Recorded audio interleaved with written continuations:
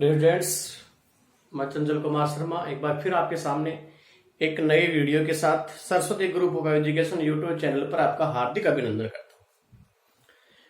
Students, हमने last वाले जो वीडियो है उसमें हमने पढ़ा था मोलर चालकता पर तनुता का प्रभाव, और आज हमारा टॉपिक है कोलराउस का नियम। इस टॉपिक में इस वीडियो में हम पढ़ने वाले हैं कोलराउस नियम के बारे में। तो स्टूडेंट्स, सबसे पहले हम देखेंगे कि इसका नाम कोलराउस का नियम क्यों रखा गया, क्योंकि ये नियम कोलराउस नाम के वैज्ञानिक ने दिया था, इसलिए इसका नाम रखा गया है कोलराउस का नियम। इस नियम की आवश्यकता क्यों महसूस हुई, उन्होंने ये नियम क्यों दिया, किसके लिए दिया, इस नियम की क्या उपयोगिता है, तो देखिए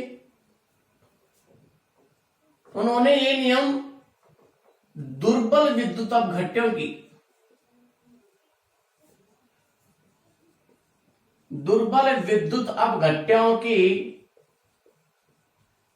अनंत तनुता पर मोलर चालकता ज्ञात करने के लिए दिया। क्यों दिया? दुर्बल विद्युत अपघट्यों की अनंत तनुता पर मोलर चालकता, यानी लैम्डा है मोलर चालकता, और अनंत इन्फिनिटी अनंत तनुता पर मोलर चालकता ज्ञात करने के लिए ये नियम दिया गया। कोलराउस का नियम दिया गया, इसके पीछे रीजन क्या था? दुर्बल विद्युत अपघट्य की अनंत तनुता पर मोलर चालकता ज्ञात करने के। स्टूडेंट्स, दुर्बल विद्युत अपघट्य की अनंत तनुता पर मोलर चालकता ज्ञात करने के लिए ये नियम दिया गया। तो फिर प्रबल विद्युत अपघट्य की अनंत तनुता पर मोलर चालकता को किस प्रकार से ज्ञात किया जाता है? अगर ये नियम दुर्बल के लिए है तो प्रबल के लिए क्या है, या प्रबल की अनंत तनुता पर मोलर चालकता हम कैसे ज्ञात करें? तो देखिए, एक डेबाई हक्कल ऑनसेगर साइंटिस्ट थे, डेबाई हक्कल ऑनसेगर वैज्ञानिकों के द्वारा, डेबाई हक्कल ऑनसेगर वैज्ञानिकों के द्वारा एक इक्वेशन दी गई, lambda M equal to lambda M infinity minus B under root C. ये एक इक्वेशन दी गई, और इस इक्वेशन के द्वारा कोलराउस ने लैम्डा एम और अंडर रूट सी के बीच आरेख खींचे।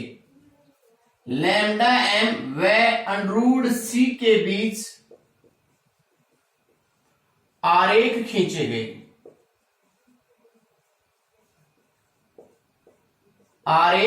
गए। तो ये लैम्डा एम और अंडर रूट सी के बीच जो आरेख जो खींचे गए हैं वो प्रबल और दुर्बल विद्युत अपघट्य दोनों के लिए खींचे गए हैं।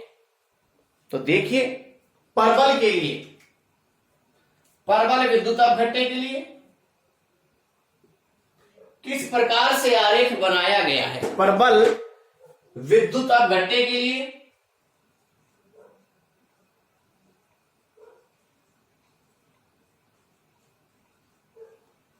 लैम्डा एम व अंडर रूट सी के बीच आरेख।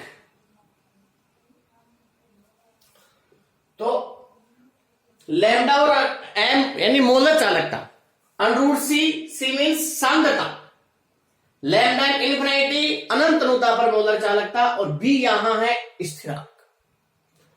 जब प्रबल विद्युत अपघट्य के लिए इनके बीच आरेख खींचे गए तो वो आरेख किस प्रकार के प्राप्त हुए? देखिए, एक उदाहरण लेता हूं मैं यहां। अंडर रूट सी लैम्डा एम किसके लिए? प्रबल विद्युत अपघट्य के लिए। तो हमें आरेख इस प्रकार का प्राप्त होता है, आरेख इस प्रकार का प्राप्त होता है। जैसे ये आरेख प्रबल विद्युत अपघट्य KCl के लिए लिया गया है। किसके लिए लिया गया है? KCl के लिए। ये शो करता है किसको? मोलर चालकता के मान को y एक्सिस और x एक्सिस √c यानी सांद्रता का वर्गमूल। तो इसमें क्या देखा गया कि प्रबल विद्युत अपघट्य के लिए ग्राफ इस प्रकार का प्राप्त होता है। यहां ये सांद्रता का वर्गमूल है। सांद्रता बढ़ने पर मोलर चालकता के मान में कमी हो रही है, या हम ये कह सकते हैं कि अगर इसको क्या माना जाए तनुता, तो तनुता इस प्रकार इधर बढ़ेगी और सांद्रता उधर बढ़ेगी। तो इस प्रकार से सांद्रता और तनुता में जब परिवर्तन हुआ तो सांद्रता और तनुता में परिवर्तन, यानी यदि इधर सांद्रता बढ़ती है, सांद्रता में इधर वृद्धि हो रही है, तो इधर किसमें वृद्धि होगी? तनुता में। तो इस तनुता के ऊपर ये मोलर चालकता है, इस तनुता के ऊपर ये मोलर चालकता, इस तनुता के ऊपर ये मोलर चालकता और इस तनुता के ऊपर ये मोलर चालकता है।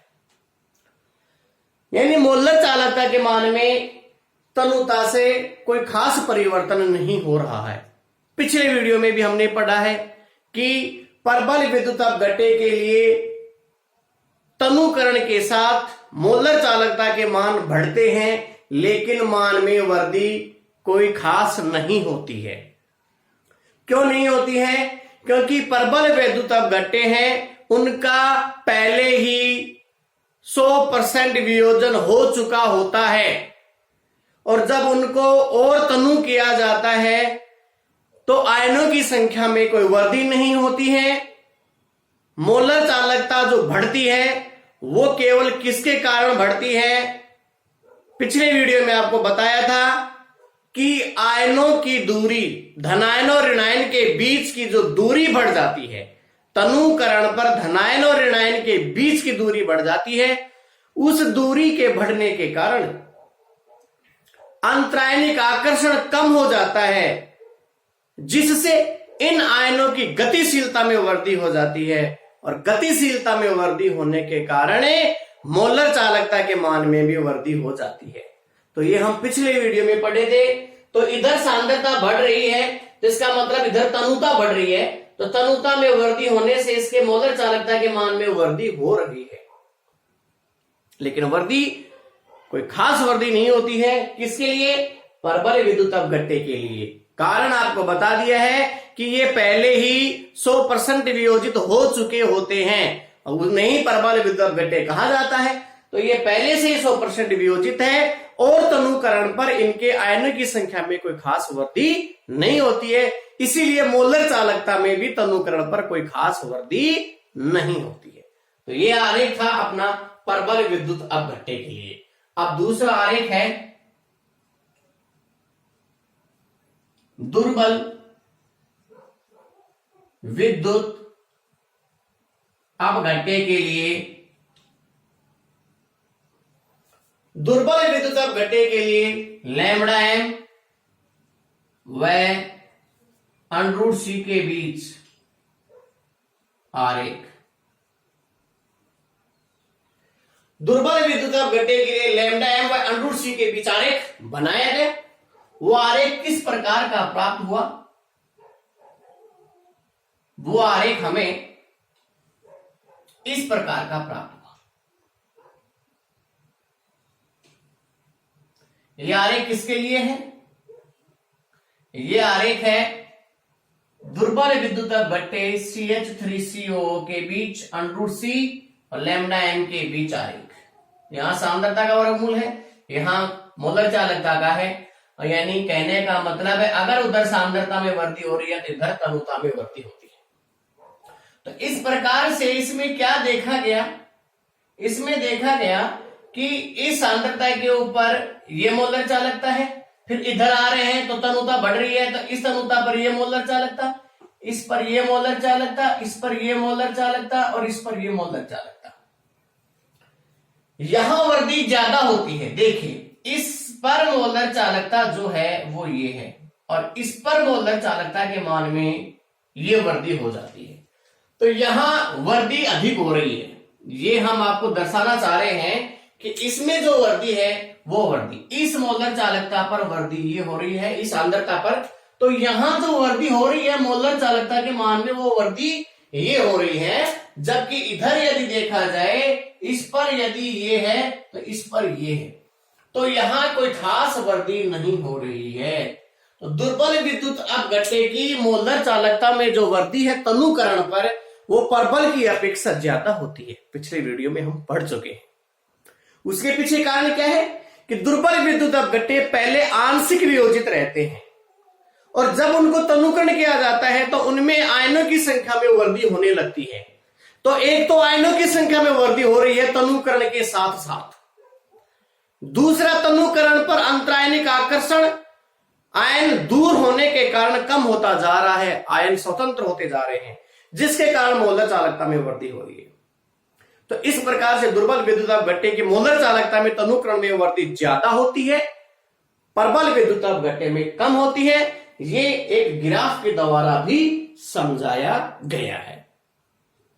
कोलराउस ने ये ग्राफ के द्वारा भी व्याख्या की इसकी कि प्रबल विद्युत अपघट्य के मोलर चालकता के मान प्रारंभ में अधिक होते हैं, साथ में तनुकरण पर मान में ज्यादा वृद्धि नहीं होती है। दुर्बल विद्युत अपघट्य के मोलर चालकता के मान प्रारंभ में कम होते हैं। पिछले वीडियो में हमने देखा भी था कि CH3COH की मोलर चालकता है 0.1 मोलरिटी के ऊपर वो 5.9 थी, पीछे जो वीडियोस में मैंने लिखा भी था, और 0.001 मोलरिटी पर वो बढ़कर 49.5 हो जाती है। तो मोलर चालकता के मान में डिफरेंस ज्यादा बढ़ गया था वहां, तो इस प्रकार से इसके मान में ज्यादा वृद्धि होती है। अब आगे की कहानी क्या है?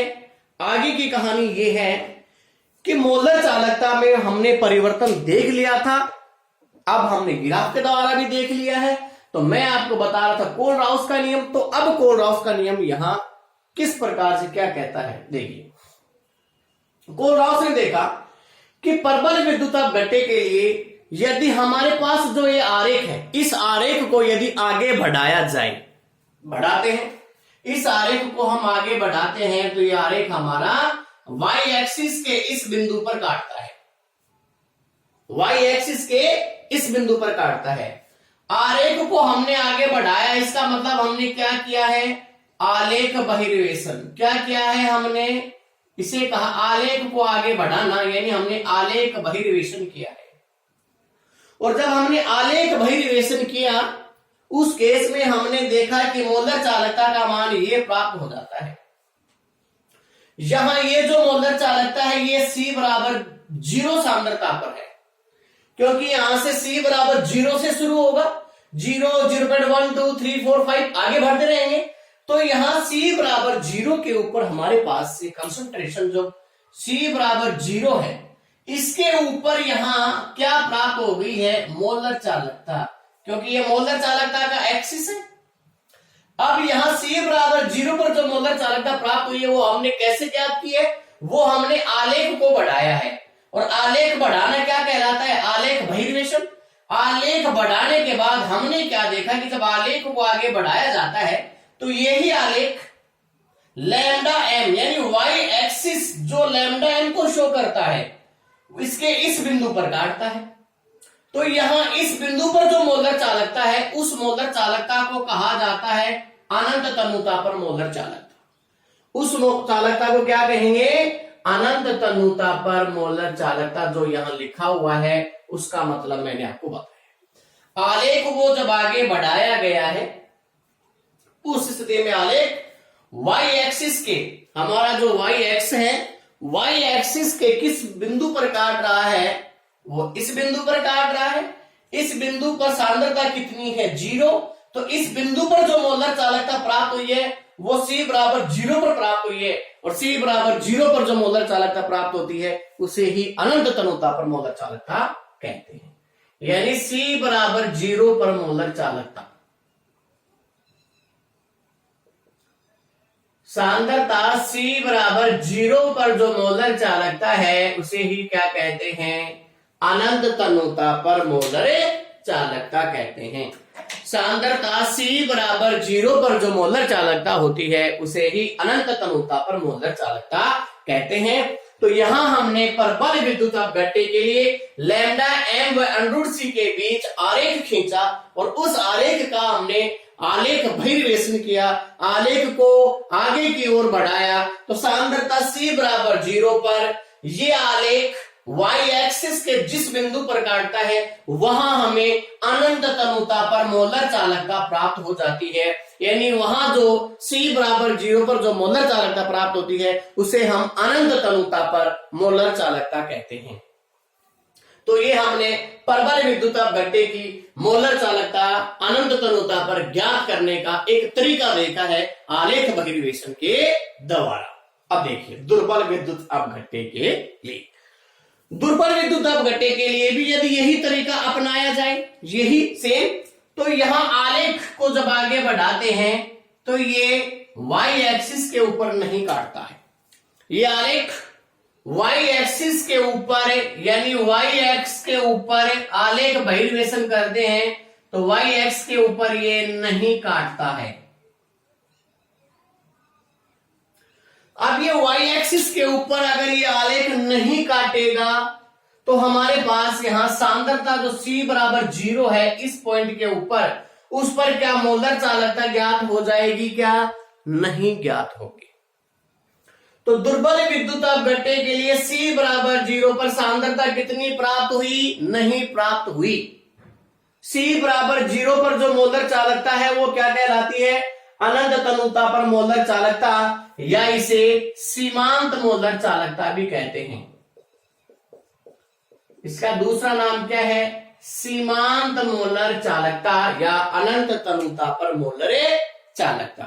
तो इस प्रकार से इस ग्राफ के द्वारा हमने देखा है कि दुर्बल विद्युत अपघट्य के लिए जो ग्राफ होता है वो ग्राफ कैसा होता है? वो ग्राफ होता है अरेखीय। वो ग्राफ कैसा होता है? अरेखीय ग्राफ।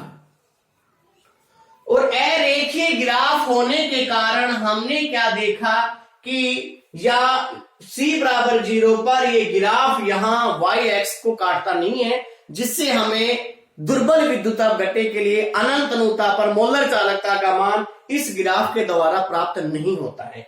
लेकिन यहां ग्राफ कैसा है? यहां ग्राफ प्राप्त होता है कैसा? रेखीय ग्राफ है।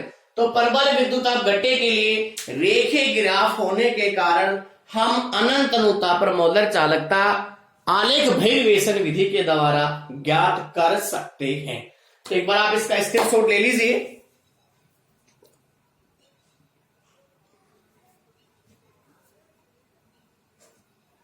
अब देखिए, अब आपसे पूछा गया प्रबल विद्युत अपघट्यों के लिए अनंत तनुता पर मोलर चालकता किस प्रकार से ज्ञात की जाती है? तो आलेख बहिर्वेशन विधि के द्वारा, आलेख बहिर्वेशन विधि के द्वारा। अनंत तनुता पर मोलर चालकता किसे कहते हैं?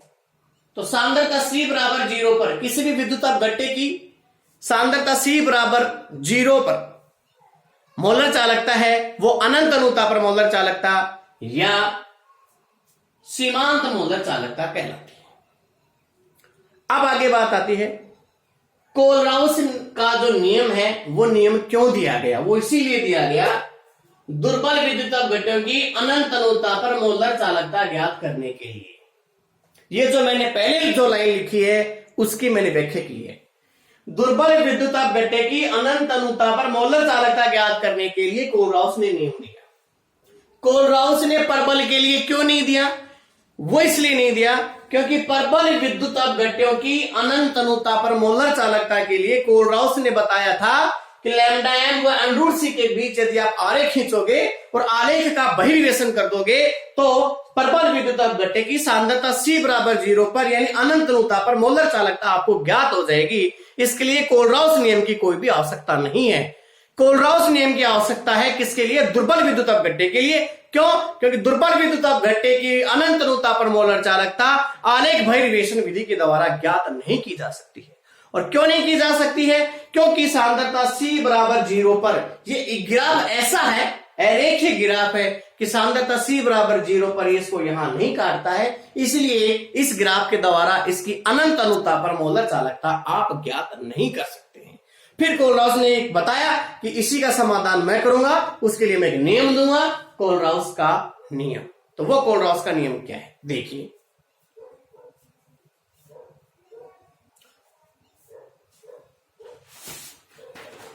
दुर्बल और प्रबल विद्युत अपघट्य के लिए ये आपने उतार लिया होगा।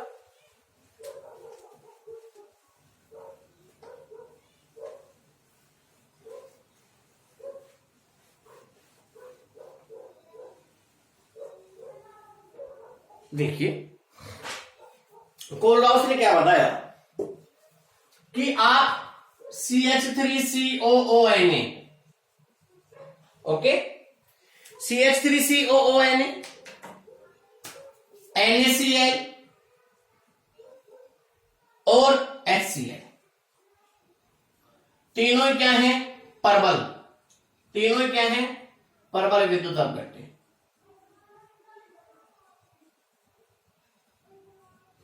कोलराउस ने बताया कि आप प्रबल विद्युत अपघट्य की अनंत अनुता पर मोलर चालकता ज्ञात कर लो। किससे? आलेख बहिर्वेशन विधि के द्वारा। इन तीनों की हम मोलर चालकता ज्ञात करते हैं, लैम्डा एम इन्फिनिटी, अनंत अनुता पर मोलर चालकता ज्ञात करते हैं तीनों की। किसके द्वारा? आलेख बहिर्वेशन विधि के द्वारा। किसके द्वारा? आलेख बहिर्वेशन विधि के द्वारा, जो मैंने आपको बताई है। आलेख बहिर्वेशन विधि के द्वारा तीन प्रबल विद्युत अपघट्य जो आपको दिए गए हैं, इनकी अनंत अनुता पर मोलर चालकता ज्ञात कर लीजिए।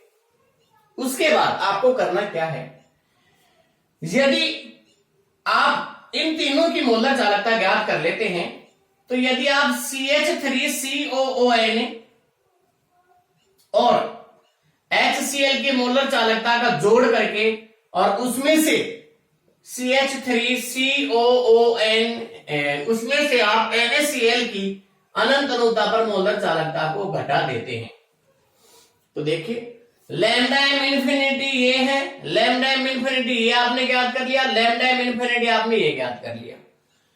अगर इसकी माना सपोज करो 100 मोलर अनंत अनुता पर मोलर चालकता का मान 100 प्राप्त हुआ, इसका प्राप्त हुआ 20 और इसका प्राप्त हुआ 60, तो इसको जोड़ दो आप 120 में से 60 घटा दो 60, तो ये जो 60 मोलर चालकता जो आई है, ये मोलर चालकता आई है CH3COOH की। अगर आपने इसको और इसकी मोलर चालकता जो आपने ज्ञात की है आलेख बहिर्वेशन विधि के द्वारा, इसकी 100 प्राप्त हुई है और इसकी प्राप्त हुई है 20, और इसकी प्राप्त हुई है 60, इन दोनों का जोड़ आपने कर दिया है और उसमें से NaCl को आपने घटा दिया है, तो आपके पास अब जो मोलर चालकता, वो मोलर चालकता है दुर्बल विद्युत अपघट्य हमारा CH3COOH। तो इस प्रकार से हम ज्ञात कर सकते हैं। तो ये इस प्रकार से उन्होंने ज्ञात करने का तरीका बताया, लेकिन ये मान जब प्राप्त हुए हैं तो उसने क्या बताया कि इसमें ये जो आयन है CH3CO Na+, इसमें H धनायन Cl-, इसमें Na+ और Cl-, इसमें जो भी आयन होता है वो प्रत्येक आयन अनंत तनुता पर जो मोलर चालकता होती है उसमें सहयोग करता है, प्रत्येक आयन सहयोग करता है। तो इसकी जो मोलर चालकता है, इसकी जो मोलर चालकता है वो क्या आएगी? एसीटेट आयन की मोलर चालकता और Na+ आयन की मोलर चालकता, यानी इस 100 जो मोलर चालकता है इस मान में इन दोनों का सहयोग है। इसी प्रकार HCl में लैम्डा एम इन्फिनिटी H धनायन और लैम्डा एम इन्फिनिटी Cl- आयन, यानी इन दोनों का सहयोग है इस 20 वाले मान में, यानी इन दोनों का योग है, इन दोनों का सहयोग है। इसी प्रकार NaCl में क्या है? Lambda m infinity Na+, lambda m infinity Cl-, तो इस 60 में इन दोनों आयनों का सहयोग है। कोलराउस ने बताया कि अनंत तनुता पर प्रत्येक आयन है, उन आयनों के बीच आकर्षण कम हो जाता है, घट जाता है, वो स्वतंत्र हो जाते हैं और मोलर चालकता में प्रत्येक आयन का सहयोग होता है, प्रत्येक आयन की भागीदारी होती है। तो यहां जो 100 मान जो हमें प्राप्त हो रहा है ना, वो मान इसमें जो आयन है एसीटेट आयन, सोडियम आयन, उन दोनों का योग है, यानी दोनों का सहयोग है। यहां इन दोनों का सहयोग है, यहां इन दोनों का सहयोग है। तो इस प्रकार से जब कैलकुलेशन करेंगे तो इसमें इसका सहयोग, एसीटेट आयन का सहयोग और Cl माइनस आयन का सहयोग काउंट हो जाता है। H प्लस आयन का CH3CO माइनस और H प्लस, इन दोनों का सहयोग हम काउंट कर लेते हैं तो हमें दुर्बल विद्युत अपघट्य के अनंत अनुता पर मोलर चालकता का मान प्राप्त हो जाता है। तो इस प्रकार से उन्होंने बताया कि आप दुर्बल विद्युत अपघट्य के मोलर चालकता का मान ज्ञात कर सकते हैं। अब उन्होंने जो नियम दिया, वो नियम क्या है, वो नियम देखिए। ये एक उदाहरण देखा है हमने कि प्रत्येक आयन की भागीदारी होती है, प्रत्येक आयन सहयोग करता है अनंत अनुता पर। प्रत्येक आयन किस प्रकार से सहयोग करता है कि उसका अंतरायनिक आकर्षण बिल्कुल कम हो जाता है, आसानी से भाग दौड़ करते हैं विलयन में। मोलर चालकता के लिए प्रत्येक आयन का अपना व्यक्तिगत सहयोग होता है। इसीलिए जब वो आयन स्वतंत्र हो जाते हैं और अपने स्वतंत्र रूप से अपनी भागीदारी निभाते हैं मोलर चालकता को बढ़ाने के लिए, इसलिए कोलराउस का जो नियम है वो नियम क्या कहलाता है, आयनों के स्वतंत्र अभिगमन का नियम। आयनों के स्वतंत्र अभिगमन का नियम भी इसे कहा जाता है। तो उसका मैंने आपको रीजन बता दिया है। प्रत्येक आयन अपना स्वतंत्र रूप से सहयोग देता है, क्योंकि तनुता बढ़ने पर, अनंत तनुता पर, यानी बहुत ज्यादा तनुता हो जाती है, उस केस में आयनों के बीच दूरी बहुत बढ़ जाती है, अंतरायनिक आकर्षण बहुत कम हो जाते हैं, आयन आसानी से गतिशील रहते हैं, विचरण करते हैं। प्रत्येक का स्वतंत्र रूप से गति करते हुए मोलर चालकता के मान में वृद्धि करने में सहयोग होता है। इसीलिए इसे कहा जाता है आयनों के स्वतंत्र अभिगमन का नियम। तो यहां अब वो नियम क्या है वो देखिए। इस नियम के अनुसार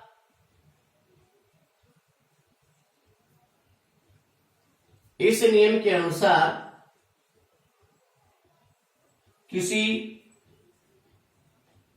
विद्युत अपघट्य की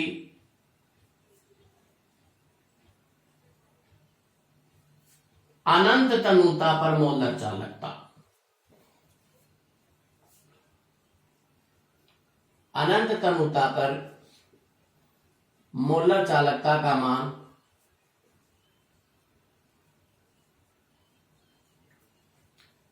उसमें उपस्थित धनायन व ऋणायन, धनायन व ऋणायन की अनंत तनुता पर मोलर चालकताओं के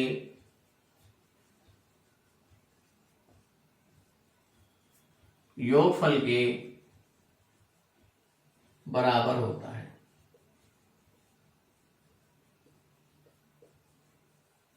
देखिए फ्रेंड्स, नियम को समझेंगे। किसी विद्युत अपघट्य की अनंत अनुता पर मोलर चालकता का, कोई भी विद्युत अपघट्य है, उस विद्युत अपघट्य की अनंत अनुता पर जो मोलर चालकता है उसका मान, उसमें जो धनायन और ऋणायन है उनकी अनंत अनुता पर मोलर चालकता के मान के योगफल के बराबर होता है। तो देखिए, जैसे लैम्डा एम इन्फिनिटी NaCl, इसका मतलब है NaCl की अनंत तनुता यानी इन्फिनिटी अनंत तनुता पर लैम्डा एम मोलर चालकता का मान, उसमें उपस्थित धनायन यानी Na+ जो आयन है वो, और Cl जो आयन है माइनस जो आयन है वो, उसमें का मान उसमें धनायन व ऋणायन की मोलर चालकताओं के योग के बराबर होता है, या उसमें उपस्थित धनायन व ऋणायन की अनंत अनुता। तो ये सोडियम आयन की अनंत अनुता पर मोलर चालकता और ये क्लोराइड आयन की अनंत अनुता पर मोलर चालकताओं का योग कर दिया जाए, वो योग ही क्या होता है, NaCl की अनंत अनुता पर मोलर चालकता। और भी एग्जांपल देखिए, जैसे MgCl2, तो lambda m infinity Mg +2 ion plus 2 Cl minus ion होंगे इसमें, तो पहले 2 लगा देंगे, 2 lambda m infinity Cl minus ion. तो इस प्रकार से ये जो बात बताई है वो कोलराउस ने बताई है। इसको कोलराउस ने इस प्रकार से बताया है कि लैम्डा m इंफिनिटी का जो मान है वो मान उसमें उपस्थित धनायन की अनंत अनुता पर मोलर चालकता, कोई भी अपना धनायन है उसकी अनंत तनुता पर मोलर चालकता, और ऋणायन की लैम्डा m इंफिनिटी KCl बराबर lambda m infinity K plus plus lambda m infinity Cl minus. तो ये नियम दिया था कोलराउस ने, किसी विद्युत अपघट्य की अनंत अनुता पर मोलर चालकता का मान उसमें उपस्थित धनायन व ऋणायन की अनंत अनुता पर मोलर चालकताओं के योगफल के बराबर होता है। ये नियम है कोलराउस का नियम। दुर्बल विद्युत अपघट्य के अनंत अनुता पर मोलर चालकता ज्ञात करने के लिए ये नियम कोलराउस ने दिया था। प्रबल विद्युत अपघट्य के मोलर चालकता तो हम ज्ञात कर सकते हैं आलेख बहिर्वेशन विधि के द्वारा, लेकिन दुर्बल विद्युत अपघट्य के लिए ऐसा नहीं किया जा सकता है। उसके लिए कोलराउस ने नियम दिया है, वो नियम आपके सामने है। अब इस नियम को आयनों के स्वतंत्र विगमन का नियम कहा जाता है। उसका भी मैंने रीजन बता दिया है कि अनंत अनुता पर आयनों के बीच आकर्षण बिल्कुल कम हो जाते हैं, आसानी से गति करते हैं, और प्रत्येक आयन का सहयोग होता है मोलर चालकता को बढ़ाने के लिए अनंत अनुता के ऊपर। तो इस प्रकार से हमने देखा कि NaCl की अनंत अनुता पर जो मोलर चालकता है उसका मान उसमें उपस्थित Na प्लस आयन की अनंत अनुता पर मोलर चालकता और Cl माइनस आयन की अनंत अनुता पर मोलर चालकता के योगफल के बराबर होता है। तो डियर फ्रेंड्स, आज हमने पढ़ा है केवल कोलराउस का नियम। कल वाले वीडियो में हम पढ़ेंगे कोलराउस नियम के अनुप्रयोग।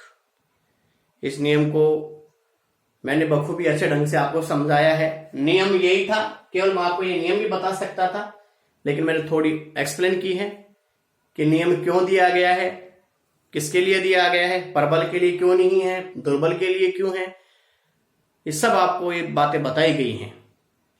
आशा करता हूं आपको अच्छे ढंग से समझ में आया होगा, और इससे पीछे वाला जो वीडियो है वो भी प्लीज एक बार आप अच्छे ढंग से देख लेना, और भी अच्छे तरीके से समझ में आ जाएगा।